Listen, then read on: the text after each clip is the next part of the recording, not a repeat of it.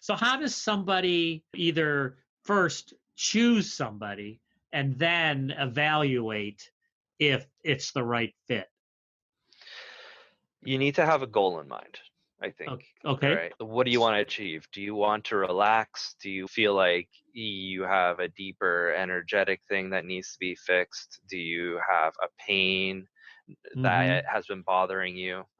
Are Okay. you post surgery or are you pre surgery? There are some qualifying questions. Okay. Once you know what your objective is, or you think you might know what your objective is, Hmm. then you can start looking for a specific type of massage therapist. I always recommend that once you have an idea of what you might like or what your goal is, to then give a Hmm. call to a few people, find out what's going on, send them an email, or text them, call them, however you want to communicate. Tell them what And your goal stay. is, Okay. Okay. Uh-huh. and then ask them how they'd go about it. If it resonates with you, then go for it. Massage is interesting. It's not only the modality or the style of massage, but it's also the person's philosophy around their work.